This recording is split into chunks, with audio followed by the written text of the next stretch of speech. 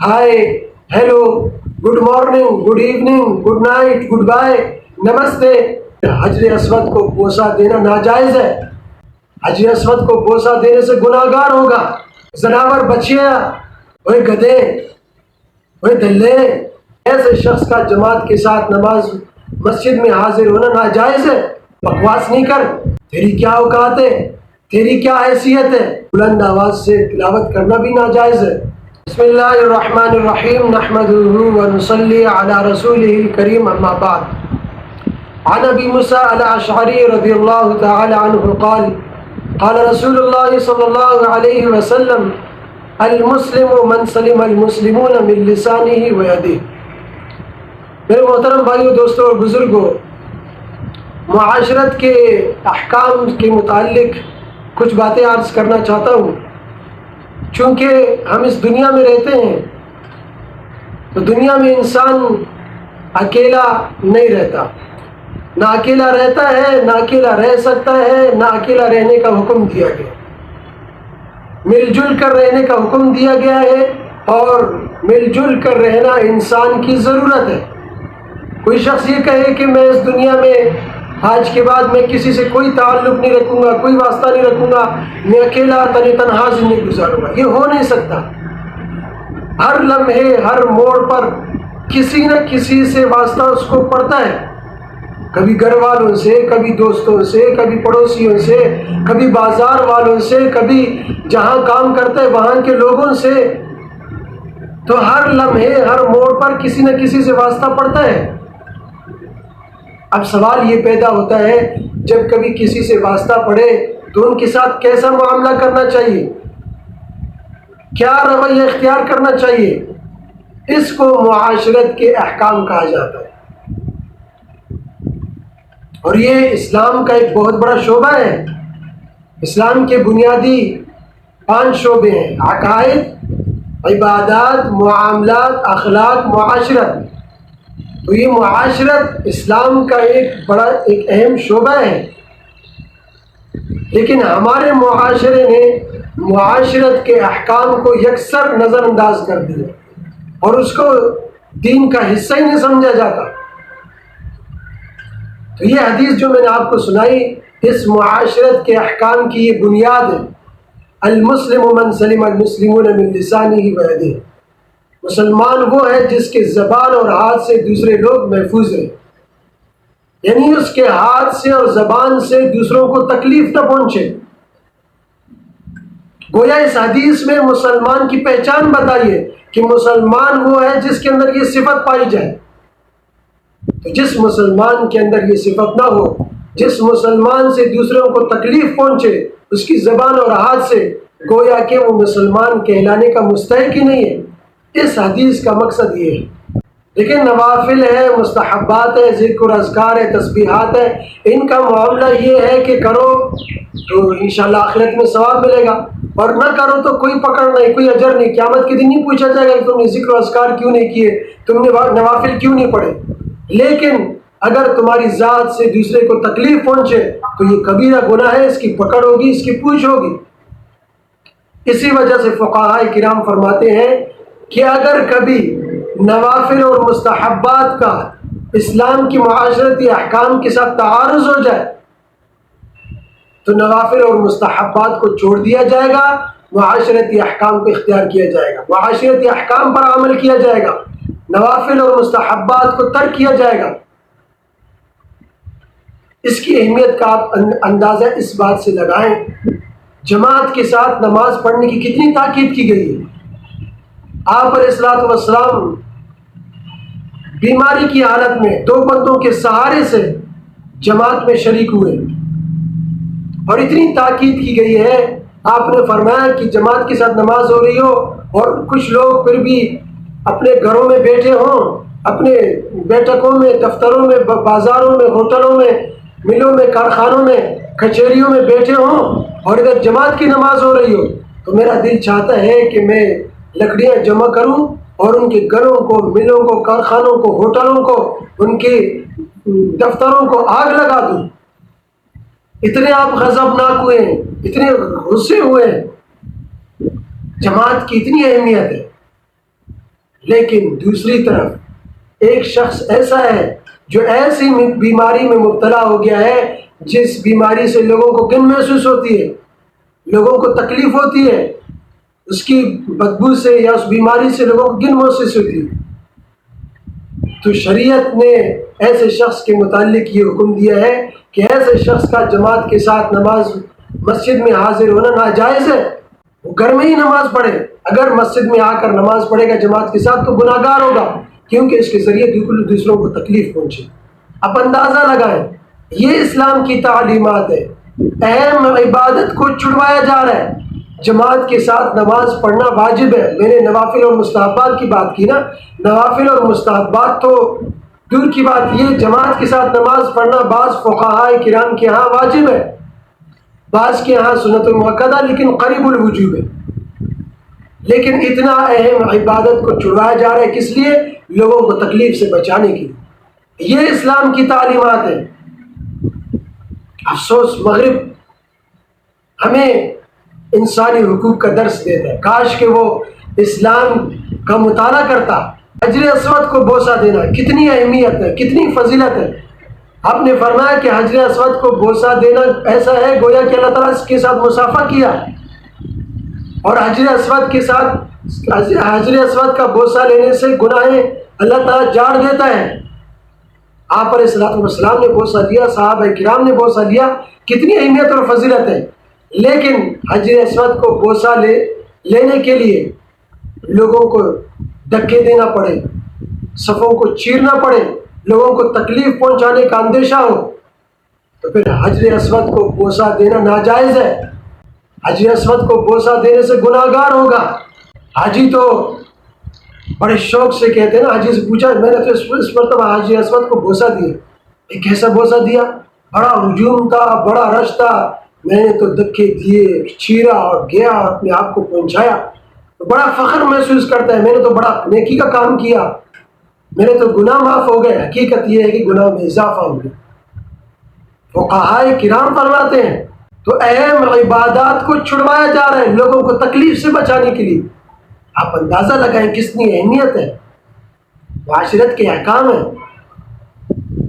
قرآن پاک کی تلاوت کتنا فضیلت ہے، بلند آواز سے پڑھنا فضیلت میں مزید اضافہ ہو جاتے ہیں، لیکن بلند آواز سے پڑھنے سے اگر ایک شخص کے آرام میں خلل واقع ہو رہا ہے تو بلند آواز سے تلاوت کرنا بھی ناجائز ہے۔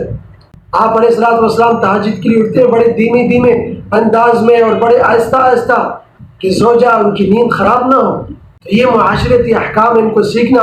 اب زبان سے آپ یہ بھی اندازہ لگائیں، دیگر مذاہب کے لوگ جب آپس میں ملتے ہیں تو وہ پہلے الفاظ کون سے استعمال کرتے ہیں؟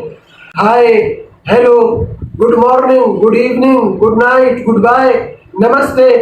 لیکن مسلمان جب آپس میں ملاقات کرتے ہیں تو کون سا لفظ استعمال کرتے ہیں؟ السلام علیکم ورحمۃ اللہ وبرکاتہ۔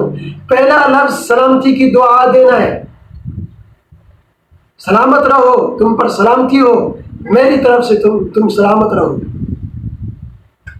تو سلامتی کا درس دیتا ہے پہلا لفظ سلامتی کی دعا۔ زبان سے تکلیف پہنچنے کی کون سی صورتیں ہیں؟ زبان سے ایسے الفاظ نکالنا، ایسے الفاظ استعمال کرنا کہ دوسرے کو تکلیف پہنچے، دوسرے کا دل چر جائے، دل زخمی ہو جائے، دوسرے کا دل ٹوٹ جائے۔ ایسے اگر کسی پر تنقید کرنی ہو، کسی کو ٹوکنا ہو تو اس کے لیے بھی مناسب الفاظ استعمال کرنا۔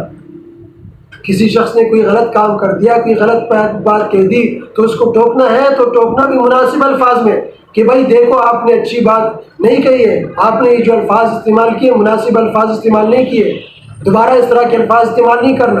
اس طرح اس الفاظ کے ذریعے اس کو تنبیہ کرنا، ٹوکنا۔ لیکن یہ بھی نامناسب ہے کہ بکواس نہیں کر، اس طرح کی بکواسات دوبارہ نہیں کرنا، بھونکنا نہیں، یہ بھی زبان کے ذریعے تکلیف پہنچانے کی ایک صورت ہے۔ اب ہم بعض اوقات چھوٹے چھوٹے جملے بول رہے تھے، لیکن وہ چھوٹے جملے ایسے ہوتے ہیں کہ آگ لگا دیتی ہے دوسرے کے دل میں۔ وہ حضرت شیخ الاسلام صاحب نے، حضرت مفتی محمد تقی عثمانی صاحب، ایک واقعہ لکھا ہے کہ ایک صاحب کسی اپنے عزیز کے گھر گئے تو وہاں بہو بڑے غصے میں ہے اور ساس کو سنائی جا رہی ہے. تو وہ صاحب کہنے لگے، میں نے ساس سے پوچھا، ساسو ماں خیر تو ہے؟ بہو بڑے غصے میں ہے اور سنائی جا رہی ہے، خیر تو ہے؟ تو ساس کہنے لگی، بس کوئی بات نہیں ہے، میں نے تو صرف دو ہی بول دیے، بہو ناشتی پھر رہی ہے اور سنائی جا رہی ہے. میں نے کتنا بڑا گناہ کر دیا، میں نے تو صرف دو بول دیے تھے، وہ اتنا بڑا گناہ ہو گیا کہ سنائی جا رہی ہے. وہ صاحب کہنے لگے، میں نے پوچھا کہ آپ نے وہ دو کون سے بولے تھے؟ وہ دو مجھے بھی بتا دیجئے. تو کہنے لگی، میں نے دو یہ بولے تھے، پہلا بول تیرا باپ غلام، دوسرا بول تیری ماں لونڈی. اب اندازہ لگائے، دو بول ہیں لیکن کتنے خطرناک بول ہیں. کیا آگ لگی کہ نہیں لگی؟ کیسے خطرناک. ہم بولتے ہیں ہم نے اتنی سی تو بات کر دی ہے، اتنا اچل رہی ہے یا اتنا اچل رہا ہے. وہی بات بھی تو آپ نے کیا کی ہے، یہ بھی تو سوچو. تیری کیا اوقات ہے، تیری کیا حیثیت ہے. مختصر سا جملہ ہے لیکن لگتا ہے یہ بات. کوئی تمہیں اگر یہ بات کہے کہ تمہاری کیا اوقات ہے، تمہاری کیا حیثیت، تو تب تمہیں پتہ چلے ہر انسان کی کوئی نہ کوئی عزت ہوتی ہے. ہر انسان کا اپنی عزت نفس ہوتا ہے. ہر انسان کی اپنی اوقات ہوتی ہے. انسان اشرف المخلوقات ہے، جانور نہیں ہے. ہر ایک کی اپنی عزت ہے، چاہے وہ چپراسی ہے، چاہے وہ خادم ہے، مزدور ہے، ملازم ہے. اس لیے زبان سے اس طرح کے نامناسب الفاظ استعمال کرنا، یہ بھی زبان سے تکلیف پہنچانا ہے. سوچ کر بولیں. حضرت فرماتے ہیں کہ سوچنے میں 5 منٹ لگے، لیکن سوچیں تب اس کے بعد زبان سے الفاظ استعمال کریں. حدیث میں آتا ہے سب سے زیادہ لوگ اندھے منہ جہنم میں ڈالے جائیں گے زبان کی وجہ سے. اس لیے سوچ کر زبان سے الفاظ استعمال کریں، اور پہلے سوچیں کہ اگر یہ الفاظ جو میں دوسرے کے لیے استعمال کر رہا ہوں، دوسرے کے لیے یہ الفاظ نکال رہا ہوں، اگر کوئی دوسرا میرے لیے یہ الفاظ استعمال کرے، مجھے اس الفاظ سے یاد کرے، تو مجھے کیسا لگے گا؟ اس طرح دوسروں کو بھی برا لگے گا. بچوں کو ہم کس طرح پکارتے ہیں؟ اوے گدھے، اوے دلے، اور خطرناک گالیاں دیتے ہیں، زبان سے نکالنا مناسب نہیں. ایک پٹھان کو سنا، وہ تو کہتے ہیں زناور. ایک پٹھان کہہ رہے ہیں زناور بچیا.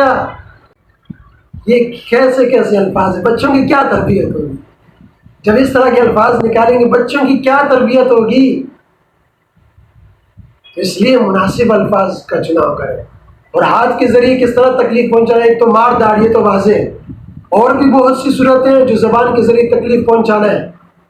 مثال کے طور پر ہم ایک گھر میں رہتے ہیں، بہت سارے ملازم ہیں، آپس میں ایک کمرے میں رہتے ہیں، تو اس میں تیل ہے، تولیہ ہے، کنگھی ہے، سب کا مشترکہ ہے. اب ایک شخص نے تو وہ تیل استعمال کر لیا اور جہاں اس کی رکھنے کی جگہ ہے وہاں نہیں رکھا، دوسری جگہ رکھ دیا.